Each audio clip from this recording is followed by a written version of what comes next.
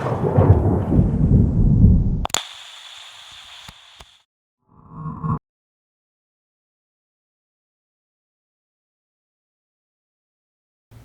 everybody, Aaron Cowan, Sage Dynamics. This week's questions answered video question is, what do you think about tactical training versus competition shooting? So first things first, I don't consider it to be a versus situation. There are many things that can be taken from both worlds. Now there is a significant difference between the two, but things that you do in competition won't necessarily get you killed in the streets. I shoot competition occasionally. I used to shoot it a lot more, but I am a self-defense focused instructor. So when I apply drills and scenarios to training, I don't take a lot from, at least on the surface of things, from the competition world. However, competition shooting will allow you to test your ability to mechanically run the gun, get hits, and it gives you some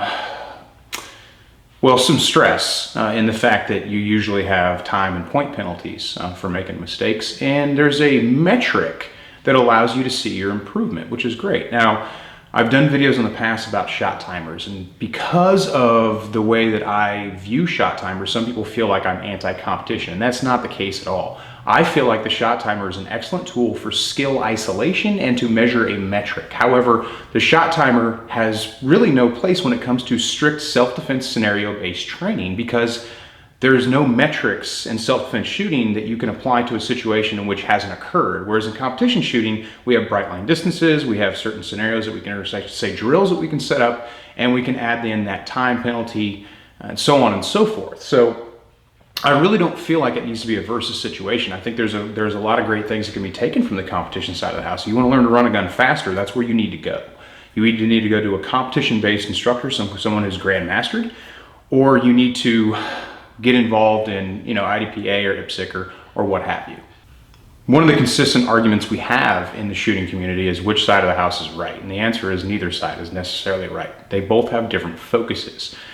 Competition shooting is more of a sport. However, like I said, there's a lot that can be taken from competition and applied to your self-defense focused shooting. I don't like the word tactical because I feel like it's been beaten to death. It's desensitized and it's lost all meaning. But self-defense is what I'm focused on. So if you look at, and this is of course anecdotal, but if you look at your tier 1 guys and law enforcement and those higher functioning units that are on the self-defense or the application of violence side of things, they go to or they take classes from competition shooters because they want to learn how to mechanically operate the firearm better. And that's one thing that you're definitely going to get from competition shooting that you might not necessarily get from a self-defense class. Because I'm a self-defense focused instructor, all my marksmanship teaching, all my weapon handling teaching, all my fundamental teaching is focused on delivering damage to the human form. So I don't shoot a lot of bullseyes or 3x5 cards or anything like that. Nothing wrong with that. It's not my lane, so I stay out of it. If I was a grandmaster, in addition to being a self-defense instructor, that might be something that I would incorporate into a self-defense class, but I feel like I'm going to keep the two worlds separate.